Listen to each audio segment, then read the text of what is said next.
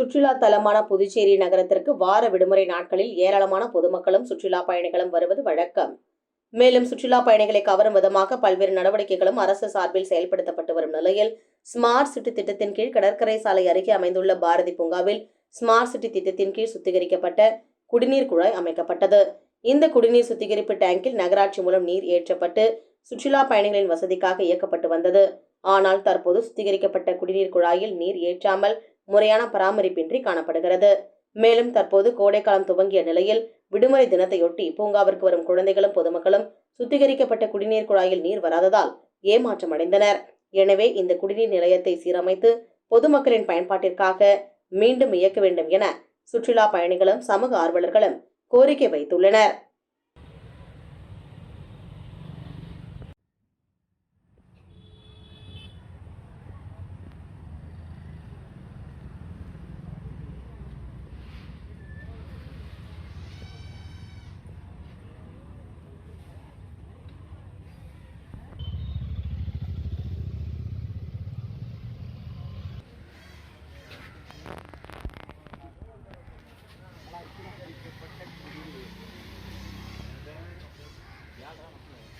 தண்ணி வரலையா?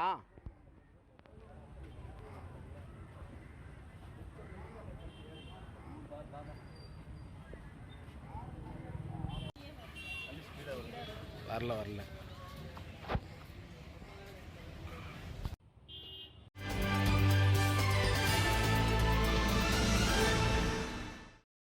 புதுச்சேரியில் 50 மைக்ரானுக்கு கீழ் உள்ள பிளாஸ்டிக் பைகள், டீ கப் உள்ளிட்ட 10 வகையான பொருட்கள் பயன்படுத்த தடை விதிக்கப்பட்டுள்ளது. ஆனால் தடையை மீறி சில கடைகளில் விற்பனை செய்யப்படுகின்றன. இந்நிலையில் புதுச்சேரி அரசு மாசு கட்டுப்பாட்டு வாரியம், உள்ளாட்சி அமைப்புகள் இணைந்து அடிக்கடி சோதனை நடத்தி தடை செய்யப்பட்டுள்ள பிளாஸ்டிக் பொருட்களை பறிமுதல் செய்து வருகின்றனர்.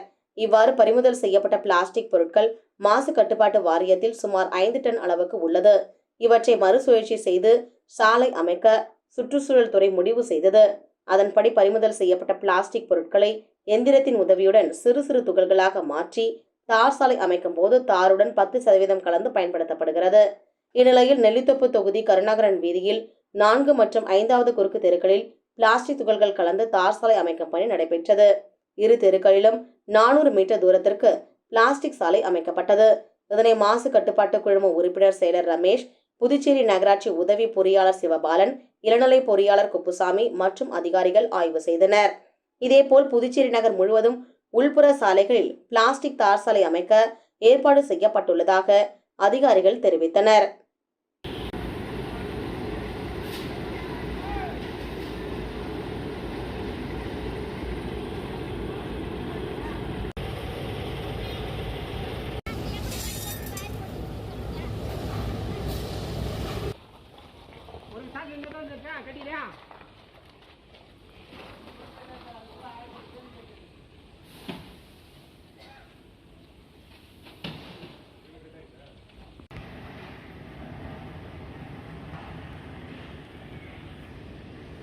தெரியுதா?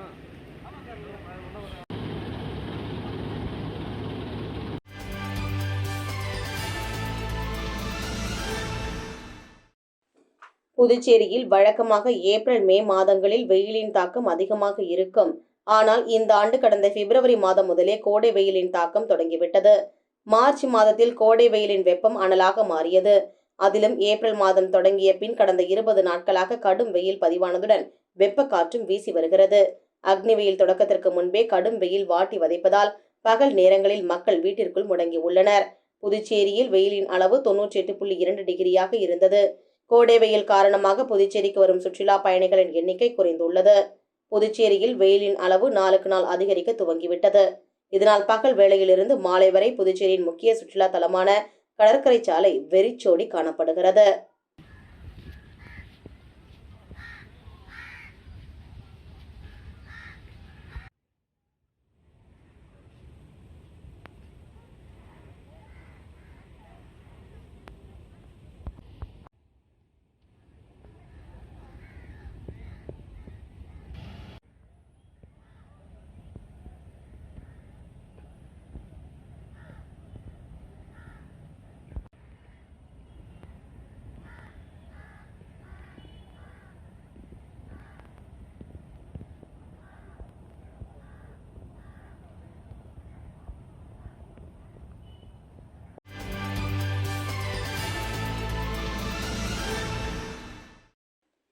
திண்டிவனம் வட்டம் இரட்டனை கிராமம் அருள்மிகு ஸ்ரீ வெண்ணியம்மன் ஆலய 108 பால்குட அபிஷேக திருவிழாவை முன்னிட்டு ஸ்ரீ ராஜராஜேஸ்வரர் ஆலய வளாகத்தில் யாகசாலை அமைக்கப்பட்டு அதில் பல்வேறு வகையான திரவியங்கள், மூலிகை பொருட்கள், வாசனை பொருட்கள், பட்டு வஸ்திரங்கள், நவதானிய பொருட்கள், தேன், பால், பழங்கள் ஆகிய பொருட்கள் செலுத்தப்பட்டது. தொடர்ந்து யாகசாலையில் வைக்கப்பட்ட கலசங்களுக்கு கற்பூர ஆரத்தி காண்பிக்கப்பட்டது. 108 பால்குட ஊர்வலம் ஸ்ரீ ராஜராஜேஸ்வரர் ஆலயத்திலிருந்து புறப்பட்டு ஸ்ரீ வெண்ணியம்மன் ஆலயத்தை வந்தடைந்தது. தொடர்ந்து ஸ்ரீ வெண்ணியம்மனுக்கு பூஜிக்கப்பட்ட கலச நீர் மற்றும் 108 குட பாலாபிஷேகம் விமரிசையாக நடைபெற்றது.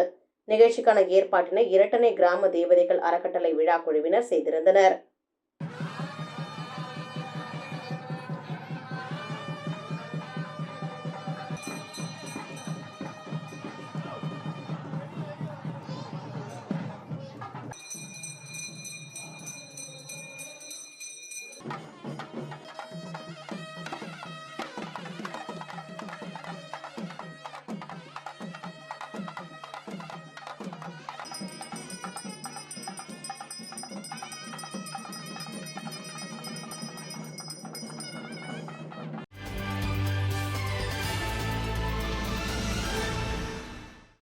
காட்டேரிக்குப்பம் அருகே உள்ள சுத்துக்கேணி பகுதியில் ஸ்ரீ சிவாலயம் கட்ட அடிக்கல் நாட்டு விழா வெகு விமரிசையாக நடைபெற்றது. இதில் தமிழகம் மற்றும் புதுச்சேரியிலிருந்து நூற்றுக்கணக்கான துறவிகள் கலந்து கொண்டனர். இதில் முனைவர் திருவிடை மருதூர் நடராஜ தேசிகர் பாடி சிறப்பித்தார். திருக்கயிலாய பரம்பரை வேளக்குறிச்சி ஆதீனம் குரு மகா சன்னிதானம் ஸ்ரீலஸ்ரீ சத்திய ஞான மகா தேவ தேசிக பரமாச்சாரிய சுவாமிகள், திருக்கயிலாய பரம்பரை பெருங்குளம் செங்கோல் ஆதீனம் குரு மகா சன்னிதானம் ஸ்ரீலஸ்ரீ சிவபிரகாச தேசிக சத்திய ஞான பரமாச்சாரிய சுவாமிகள், ஸ்ரீமத் போகர் பழனி ஆதீனம் குருமகா சன்னிதானம் ஸ்ரீலஸ்ரீ சிவானந்த புலிப்பாணி பாத்திர சுவாமிகள் திருக்கரங்களால் ஆலய அடிக்கல் நாட்டு விழா நடைபெற்றது. தொடர்ந்து சிறப்பு யாக பூஜையும், ஆதீனங்களுக்கு சிறப்பு மரியாதை செய்தல், அதனைத் தொடர்ந்து ஆதீனங்களின் ஆசியுரை நடைபெற்றது. அதனைத் தொடர்ந்து சிவனடியார்களுக்கு வஸ்திரதானம் வழங்கி சிறப்பு சேர்க்கப்பட்டது. பழனி மீனா நாட்டிய குழுவின் பரதநாட்டிய கலை நிகழ்ச்சி நடைபெற்றது. தொடர்ந்து விழாவில் கலந்து கொண்ட பக்தர்கள் அனைவருக்கும் அறுசுவை உணவு அன்னதானமாக வழங்கப்பட்டது. இவ்விழாவில் திருமுறை காவலர் பாவை சசிகுமார், ஜெகத் ராம்ஜி ஆகியோர் கலந்து கொண்டனர். 日本という国から来ました。そしてこのようなね素晴らしい方々、インドを代表するような、そしてモディ首相にもですね、1年の始まりが4月15日からです。そして今日その一番大事なこのパン私も知らないから置いておきます。やめておきます。அவர் வந்து டிரான்ஸ்லேஷன் மொழிபெயர்ப்பு அவருடைய ஆசீர்வாதங்கள் இன்றும் அல்ல என்றும் எங்களுக்கு வேண்டும். ஜப்பான் சிவ ஆலயத்தால் நிர்மாணிக்கப்பட்டு ஆலயத்தை சுற்றி மருத்துவச்சாலைகள், அறச்சாலையான அன்னதான கூடம் மற்றும் கல்வி சாலைகள், மேலும் நட்சத்திர மரங்கள் செய்கின்ற ஒரு சிறிய வனம், இவைகளெல்லாம் இங்கே அமையப்பெற இருக்கிறது. பொதுவாகவே பாரத தேசம் பழம்பெரும் நாடு மட்டுமல்ல, இறை நம்பிக்கையும் இறையுறவை போற்றுகின்ற, இறைவனை பெரிதும் வழிபடுகின்ற மக்கள் மிகுந்துள்ள ஒரு புண்ணிய சிவபூமியாகும். உலகளாம் உணர்ந்து ஓதற்கரியவன் என்ற தேவார வாக்கிற்கிணங்க உலகளாவிய நிலையில் சிவ வழிபாடு நிலைத்திருந்தது ஒரு காலத்தில். இப்பொழுது அது புத்துயிர் பெறுகிறது எனலாம்.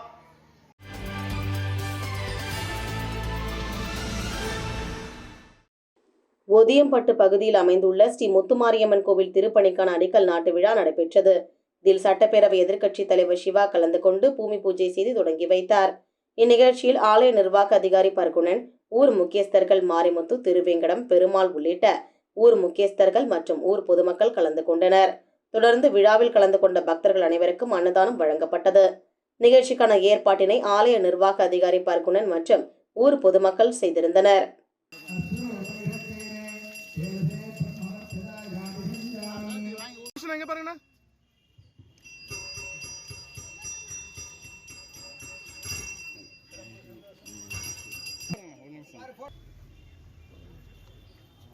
வழங்கப்படுகிறது.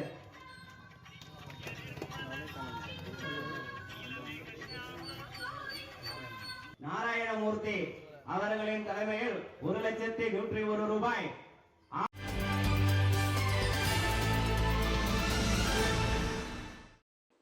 புதுச்சேரி பெரியார் நகர் பகுதியை சேர்ந்தவர் ருத்ரேஷ். பெரியார் நகர் கங்கையம்மன் கோயில் பால்குட ஊர்வலம் நடைபெற்றது. ஊர்வலம் முடிந்து அபிஷேகத்திற்காக திரளான பக்தர்கள் கோவிலில் திரண்டிருந்தனர். அப்போது அங்கு வந்த கும்பல் ருத்ரேஷை அவரது தாய் மற்றும் தங்கை கண்ணெதிரே சராமரியாக குத்தியது. இதில் சம்பவ இடத்தில் ரத்த வெள்ளத்தில் மயங்கி விழுந்த ருத்ரேஷ் துடிதுடித்து இறந்து போனார். இது குறித்து தகவல் அறிந்தவுடன் உருளையன்பேட்டை போலீசார் விரைந்து சென்று உடலை கைப்பற்றி பிரேத பரிசோதனைக்காக அரசு மருத்துவமனைக்கு அனுப்பி வைத்தனர். அதனை அடுத்து உருளையன்பேட்டை போலீசார் வழக்கு பதிவு செய்து விசாரணை நடத்தினர். விசாரணையில் ருத்ரேஷும் அப்பகுதியைச் சேர்ந்த ஈஸ்வர் கௌதம் கும்பலுக்கும் கஞ்சா விற்பதில் முன்விரோதம் இருந்து வந்ததும் இந்த கொலைக்கு காரணமாக இருப்பதும் தெரியவந்தது.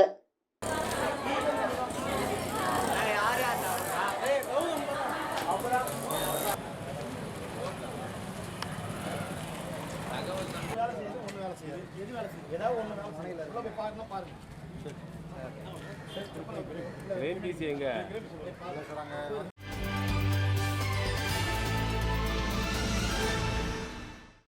திண்டிவனம் வட்டம் ஸ்ரீ சுயம்பு பொய்யாமொழி விநாயகர் ஆலய கும்பாபிஷேக விழாவை முன்னிட்டு கோயில் உற்சவ சுவாமியும் மாசிமக உற்சவர் மற்றும் ஸ்ரீ பொய்யாமொழி விநாயகர் வண்ண மலர்கள் கொண்டு அலங்கரிக்கப்பட்டு கற்பூர ஆரத்தி காண்பிக்கப்பட்டது. தொடர்ந்து மகா தீபம், கும்ப தீபம், நட்சத்திர தீபம், சத்திரங்கள் கொண்டு சோட உபச்சாரம் காண்பிக்கப்பட்டது. மேலும் விசேஷ மலர்கள் கொண்டு சிறப்பு பூஜை நடைபெற்றது. நிகழ்ச்சிக்கான ஏற்பாட்டினை பரம்பரை அறங்காவலர் சகுந்தலா மற்றும் பரம்பரை அறங்காவலர் அதிகாரம் பெற்ற மணிகண்டன் செய்திருந்தனர்.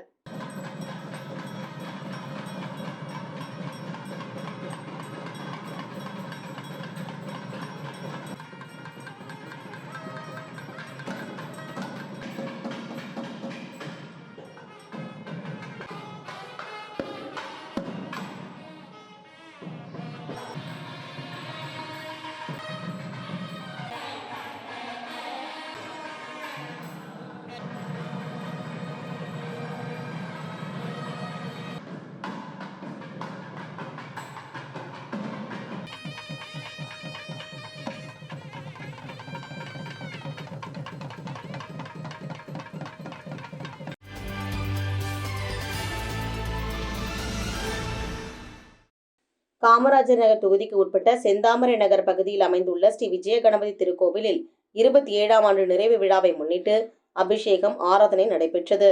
அதனைத் தொடர்ந்து 500 பேருக்கு சமபந்தி விருந்து வழங்கப்பட்டது. நிகழ்ச்சியில் தலைவர் தனராஜா, உபத்தலைவர் பாலபாஸ்கரன், செயலாளர் பாஸ்கரன், துணை செயலாளர்கள் சக்திவேல், கலைச்செல்வன், பொருளாளர் சிவபிரகாசம், சட்ட ஆலோசகர் கோவிந்தராசு, செயற்குழு உறுப்பினர்கள் மற்றும் கோவில் அர்ச்சகர்கள் ரகுநாதையர், சந்திரசேகர் மற்றும் ஊர் பொதுமக்கள் கலந்து கொண்டனர்.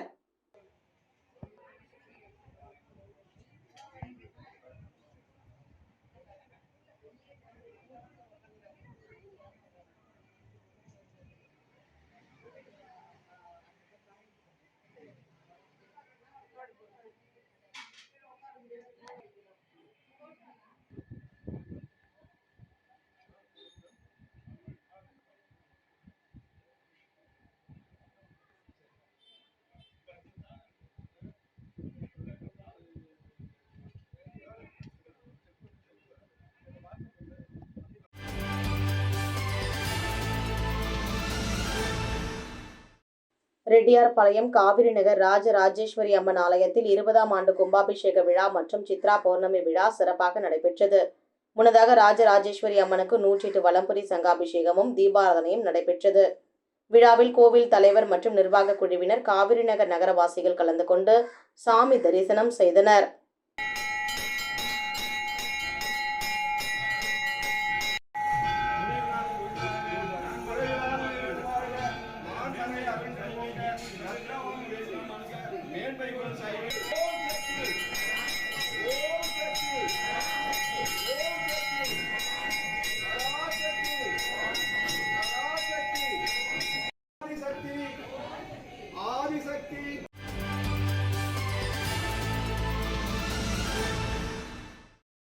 புதுச்சேரியில் அரசு ஊழியர்கள் ஓய்வூதியதாரர்களுக்கான அகவிலைப்படி 46% 50% உயரும் என்று அறிவிக்கப்பட்டுள்ளது. ஓய்வூதியம், பயணப்படி ஆகியவை உயர்த்தப்பட்டுள்ளது. மேலும் இறப்பு கிராஜுவிட்டி உயர்த்தப்பட்டுள்ளது.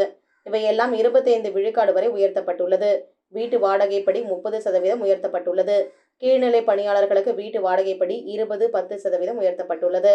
அரசு ஊழியர்களின் அகவிலைப்படி AICBI என்ற குறியீட்டு மூலம்தான் கணக்கீடு செய்யப்படுகிறது. இந்த புள்ளிகள் தொடர்ந்து உயர்ந்தால் அதன் சராசரியை வைத்து அகவிலைப்படி உயர்வு கணக்கீடு செய்யப்படும். கடந்த சில மாதங்களுக்கு முன்பு வரை குறைந்து வந்த இந்த புள்ளிகள் தற்போது வேகமாக உயரத் தொடங்கியுள்ளது.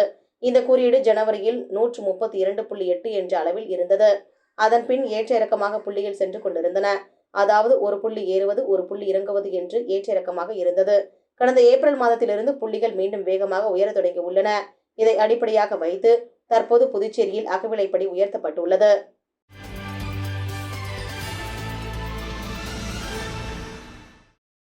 புதுச்சேரியில் மொத்தம் 454 மதுக்கடைகள் உள்ளன. இது தவிர 70க்கும் மேற்பட்ட சாராய கடைகள், கள்ளுக்கடைகளும் உள்ளன. மதுபான கடைகள் காலை 8 மணிக்கு திறக்கப்பட்டு இரவு 11 மணி வரை விற்பனை நடக்கும். சுற்றுலா பிரிவின் கீழ் உள்ள மதுபான கடைகள் நள்ளிரவு 12 மணி வரை மது விநியோகம் செய்வர்.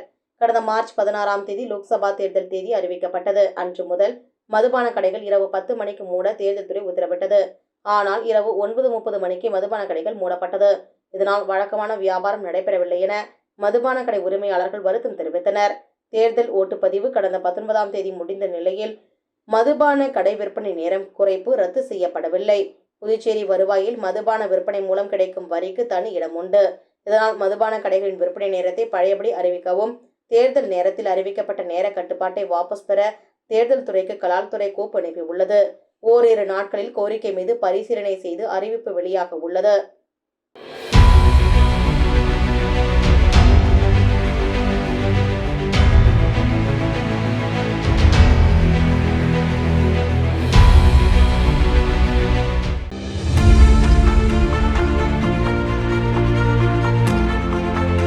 நேயம் செய்திகளை உடனுக்குடன் தெரிந்து கொள்ள நேயம் நியூஸ் யூடியூப் சேனலை சப்ஸ்கிரைப் பண்ணவும் மற்றும் பெல் ஐகானை கிளிக் செய்யவும்.